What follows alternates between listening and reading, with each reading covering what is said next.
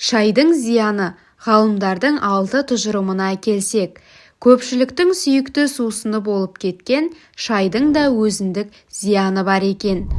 Ыстық шай қан кетуге алып келуі мүмкін. Британ отоларингологы және пластикалық хирургы Генри Шарп қатты ыстық шай ішу жұтқыншақ тамырларына нашар әсер етуі мүмкін екендігін айтады. Кеседегі шайдан шыққан бу мұрын тамырларынан қан кетуге алып келеді. Бұдан бөлек ыстық шай ас қорыту жүйесінде обыр дертінің қаупін ұлғайтады, мыс дегенде болжам бар. Қуанышымызға орай бұл тұжырыммен барлығы келіспейді. Оған әркімнің айтар уәжі бар. Жалпы алған кезде 50-60 градус температурадағы сусын ең жақсы және пайдалы болып есептеледі. Кесеге құйылған шай бөлме температурасында 5-7 минут тұруы тиіс. Оны содан кейін тұтынған дұрыс. Қатты қою шай тіс пен сүйектерді бұзады. The New England Journal of Medicine үнемі қатты қою сусынды пайдаланып келген бірнеше пациенттің тарихын жариялады. Олар мысал ретінде 17 жыл қатарынан күн сайын 100-150 шай пакеттерін ішкен 47 жастағы әйелдің оқиғасын алған.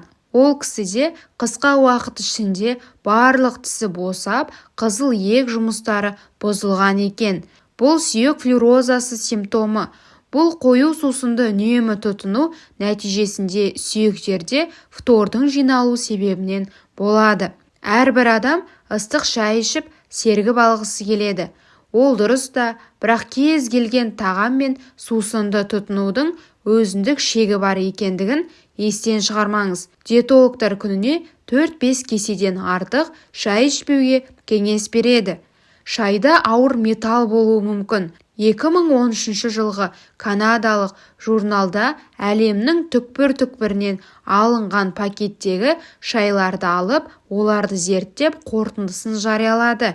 Токсикологтар шай пакеттерінен қорғасын, алюминий, күшала және кадмий сияқты ауыр металл бөлшектерін тапты.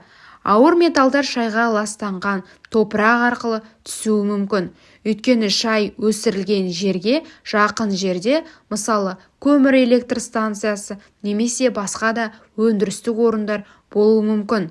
Сусындағы металдардың шоғырлану деңгейі оны қайнату уақытына байланысты. Егер пакет ыстық суда 15-17 минут тұрса, онда зиянды заттар қауіпсіздік деңгейіне дейін көтеріледі. Ғалымдардың тұжырымына қарағанда, шайды ұзақ қайнатқан сайын оның пайдалы элементтері жойылып, ол керісінше зиянды сусынға айналады. Сондықтан да шайды 3 минуттан артық қайнатуға болмайды. Осы саланы зерттеушілердің айтуына сенсек, ақ түсті шай жапырақтарына басымдылық беру қажет. Оның жапырақтары жастайынан терілгендіктен ол ауыр металдардың қауіпті мөлшерін сіңіріп үлгермейді. Кей кездері шай бауырға зиян. Көп шайлар өзінің құрамына көптеген өсімдіктерде кездесетін пирролиздинді алкалоид токсиндерді сіңіріп алады. Мысалы, олар өгей шөпте кездеседі. Бұл токсиндер жалпы ағзаға, әсіресе бауырға өте нашар әсер етеді. 2015 жылғы америкалық журналда жас балаларға, жүкті және де бала емізетін әйелдерге арналған шөп шайдың 44 түрін зерттеу нәтижесін жариялады. Ғалымдардың одан 86% пирролизинді алкалоид токсиндерінің бар екендігін анықтады. Жалпы алғанда шайдан алынған бұл мөлшер ересек адамдар үшін аса қауіп туғызады.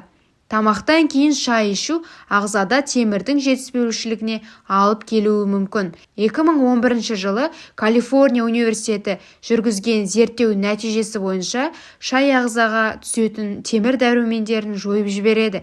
Егер тамақтан кейін үнемі шай ішетін болсаңыз, онда темір тапшылығына тап болуыңыз әбден мүмкін.